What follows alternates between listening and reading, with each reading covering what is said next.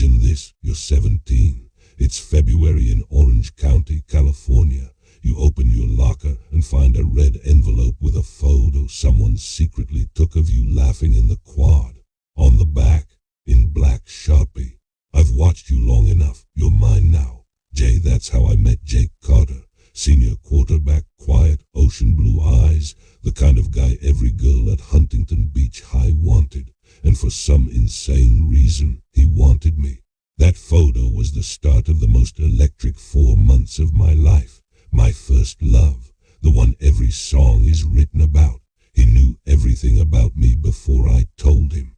My favorite coffee order, the way I chewed my pencil in AP Lit, the exact spot on my neck that made me melt when he kissed it. He'd leave handwritten notes in my car, wait outside every class, text me at 3 a.m. just to say he couldn't sleep without hearing my voice. My friends called it stalker behavior. I called it soulmate shit. Then graduation came. I got into UCLA. He got a football scholarship to Oregon. Distance turned our fire into smoke. Calls got shorter. Text stopped.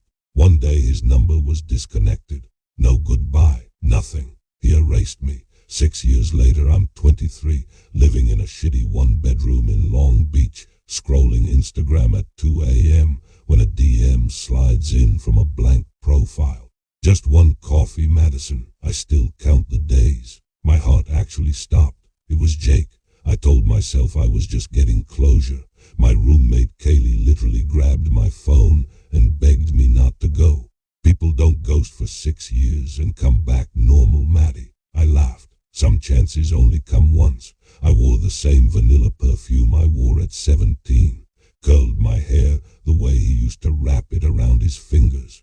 When my Uber pulled up to that little 24-hour diner off PCH, there he was, leaning against his matte black Jeep like no time had passed. Same Letterman jacket, same crooked smile that ruined me at 17. He opened his arms. I walked straight into them. For 30 seconds I was home. We sat in the back booth. He remembered everything. The song from our first slow dance at prom. How I hated olives. The way I said literally too much. By the time the waitress brought our second round of coffees, I was laughing so hard my sides hurt. I was ready to cancel my entire life and run away with him again. Then he went to the bathroom. A black bandana slipped from his pocket and hit the floor. I picked it up to hand it back. It was heavy. I unfolded it under the table. Inside was a brand new surgical scalpel and a tiny plastic bag with a dried, pressed rose petal covered in dark brown flakes.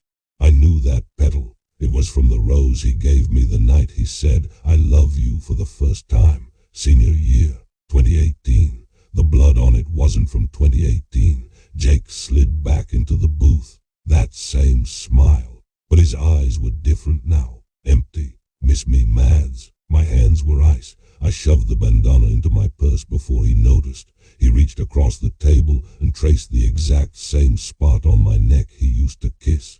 "You still taste like vanilla," he whispered. I laughed. It sounded like a dying animal. He picked up the steak knife beside his plate, laid his left hand flat on the table, and started stabbing between his fingers, faster, faster, faster.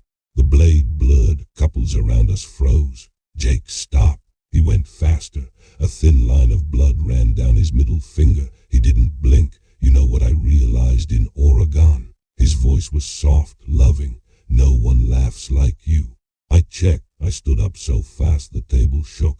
I have to go. His hand shot out and locked around my wrist. Same grip he used when he pulled me into the backseat of his Jeep at 17. Only now it felt like a handcuff.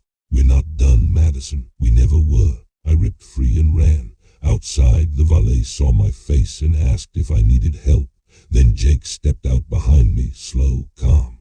He walked right up, cupped my face with both hands like he used to before every kiss, and whispered against my lips, "I kept every girl who tried to replace you. None of them screamed your name when I carved it into their skin. You will." Then he kissed my forehead, gentle as ever, and walked away into the dark.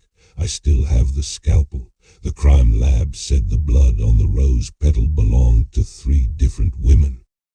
missing. All last seen with a guy matching Jake's description. His Instagram is gone. His Jeep was found burned out in the Angel's Forest. No body. I sleep with every light on now. Because sometimes at 3:17 a.m., exactly 6 years since our last night together, my phone lights up with a single text from a blocked number. Still counting the days, Mads. My first love is still out there, and he's getting better at waiting. Imagine you're 26, single for the first time since high school, and you're standing at your company holiday party in downtown Seattle. Everyone's drunk, the DJ's killing it, and you're finally starting to feel okay again after the worst breakup of your life. Then you see her across the room. She's leaning against the wall in a black dress that makes her look like she stepped out of a 90s music video. Long auburn hair, green eyes, the kind of beautiful that makes people move out of her way without realizing they're doing it. But nobody's talking to her. Groups literally part when she walks past. You feel bad. You've been that person. You grab 2 glasses of champagne and walk over. Thought you could use a rescue, you say, offering her a drink. She turns and her smile hits you like a punch to the chest. Funny, she whispers, I was about to say the same thing to you. Her name is Emily Harper. You've never seen her at the office before, but she says she's with the Portland branch, in town for the weekend. Conversation is effortless. She laughs at your dumb jokes. She remembers details you only mentioned once. Within an hour, you're telling her things you haven't told your therapist. You find out she grew up 2 towns over from you in Washington. Same shitty mall, same movie theater where you had your first kiss at 15. She even knows the exact song that was playing that night because it was her first kiss too with you. You were each other's first love at 15. You just never knew her real name back then. Summer Camp 2014. She was Emma from Tacoma. You made out behind the mess hall every night for 2 weeks, promised to stay in touch, and then life happened. Phones got lost. Parents moved. You both thought the other ghosted. Now, 11 years later, the universe just handed you a second chance on a silver platter. By midnight, you're making out in the elevator like teenagers. By 12:30, she's in your passenger seat, barefoot, singing off-key to the playlist you made at 16. You invite her back to your apartment in Capitol Hill. She says yes before you finish the sentence. The second the door closes, she's on you, hungry, desperate, like she's been starving for a decade. Clothes hit the floor. It's the best sex of your life. You fall asleep tangled together, whispering, I can't believe it's really you. You wake up at 3:12 a.m. to an empty bed. She's standing at your kitchen counter in your t-shirt, holding the biggest knife from your block, turning it slowly under the light. Babe, you croak. She doesn't turn around. You told your sister I was just a friend from work, she says, voice flat. You remember the quick call you took earlier when your sister rang to check if you got home safe. You'd laughed and said, yeah, just hanging with a coworker, no big deal. Emily finally faces you. Her eyes are wide, glassy, too green. I waited 11 years, Connor. 11. And the first time someone asks who I am, I'm just a coworker. She steps closer. The knife glints. I was in Cedar Hills for 8 of those years. Did you know that? They said I got too attached to people, that I couldn't let go. But they let me out last month, said I was cured. Your blood turns to ice. She tilts her head, smiles like she's reading your thoughts. Guess they were wrong. You back toward the bedroom. Emily, put the knife down. We can talk. There's nothing to talk about. She lunges, faster than should be possible, and slams you against the wall. The knife presses under your chin hard enough to draw a bead of blood. You were my first love, Connor. First loves are forever. That's what you wrote in my camp yearbook, remember? Forever and one day. You do remember. You were 15 and dramatic. She drags the blade lightly down your chest, carving a shallow red line that burns like fire. I'm going to make sure no one ever mistakes me for just a co-worker again. You fight. You grab her wrist, smash her forearm against the counter. The knife clatters. She screams, not in pain, in rage, and claws your face so deep you feel skin tear. You shove her hard. She crashes into the fridge, photos and magnets raining down. For 1 second you think about running. Then you see the look in her eyes. Pure animal possession. She grabs a cast iron skillet from the stove and swings it like a baseball bat. You duck. It dents the drywall where your head was. You tackle her. Both of you hit the floor hard. She's biting, scratching, laughing through bloodied teeth. You can't leave me twice. You manage to pin her arms. You're screaming for help. She headbutts you so hard you see stars. Blood pours from your nose onto her face, and she licks it off her lips like it's candy. That's when the neighbors finally break the door down with the cops right behind them. They pull her off you. It takes 4 officers and 2 tasers. Even cuffed, she's smiling at you, whispering over and over, "Forever and one day, Connor. Forever and one day." Turns out Emily Harper was released from Washington's most secure forensic psych ward 38 days ago.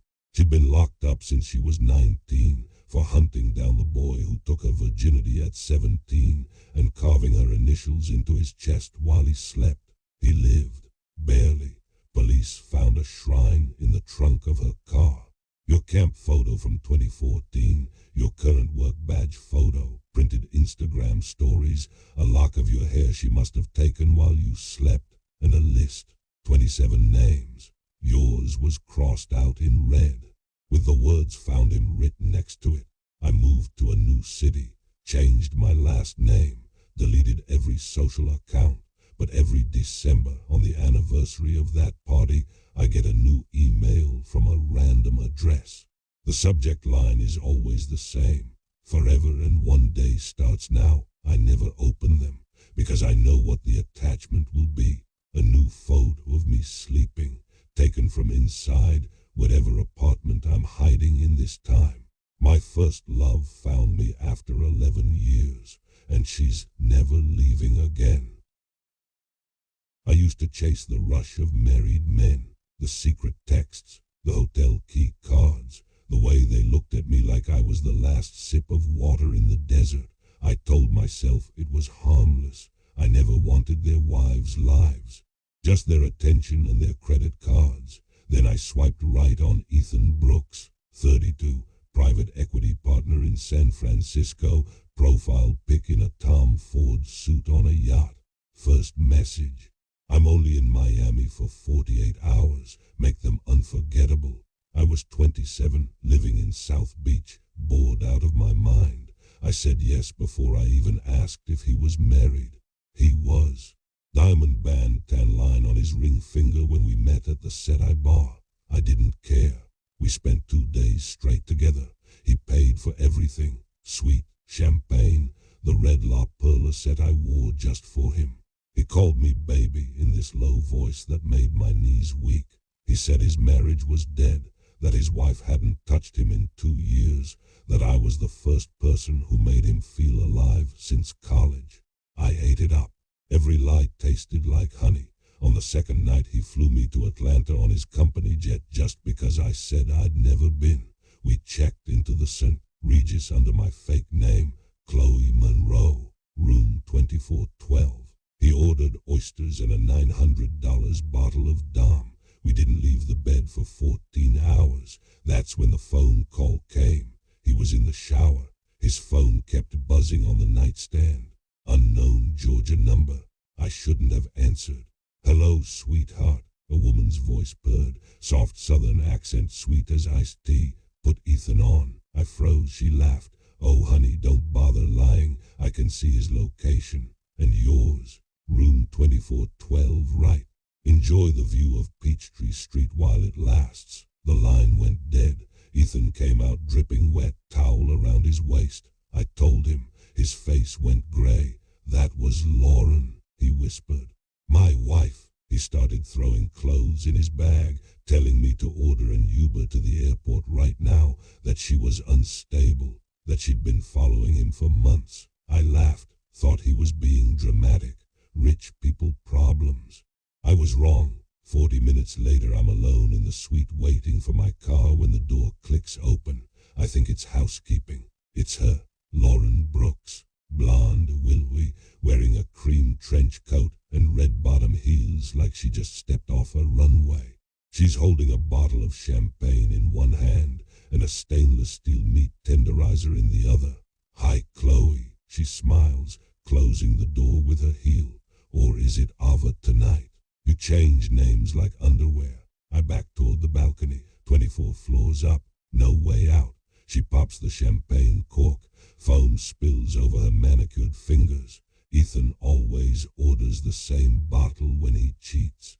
"Did he tell you I was crazy? That I stopped touching him? That's cute." She steps closer. The tenderizer swings casually at her side. "He stopped touching me the night he came home smelling like some sorority girl's coconut perfume. I was 6 months pregnant, lost the baby 2 weeks later. Stress, the doctors said." My stomach drops. She tilts her head. "You're prettier than the last one. Younger. He's upgrading." I try to run past her. She swings the tenderizer like a pro golfer. It connects with my ribs so hard I hear something crack. I hit the carpet gasping. She straddles me, pins my arms with her knees, and pours champagne straight into my mouth until I'm choking. "You know what I do with girls who touch what's mine." She leans down, lips brushing my ear. I give them my face. She drags me by my hair to the bathroom. The marble is cold against my skin. She's humming their wedding song. The deep fryer in the suite's kitchenette is already on. Ethan must have ordered late-night truffle fries. The oil is bubbling at 375 degrees. She forces my head toward it. I scream. I beg. I tell her I'll disappear forever. She laughs. That's what the last girl said. She still sends me Christmas cards from the burn unit. The heat is unbearable. My cheeks blister. My eyelashes curl. I can smell my own hair singing. I'm seconds from going face first into boiling oil when I remember the balcony. With everything I have left, I kick backward. My heel connects with her knee. She stumbles just long enough. I scramble up, sprint through the suite, throw open the glass door, and scream down 24 floors into downtown Atlanta traffic. 2 hotel security guys hear me. They bust in with master keys. Lauren is gone, but she left the meat tenderizer on the bed next to a Polaroid of me sleeping from the night before. On the back, written in red lipstick, "New face loading."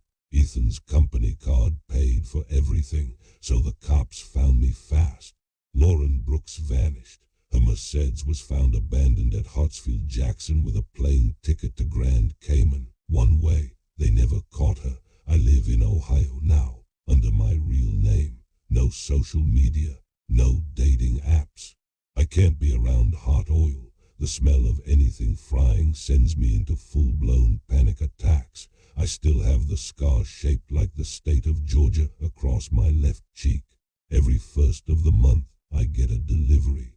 A single red La Perla box. Inside is always the same thing. A lock of blonde hair and a new Polaroid of some terrified girl wearing my old lingerie. On the back, always the same message in that perfect red lipstick.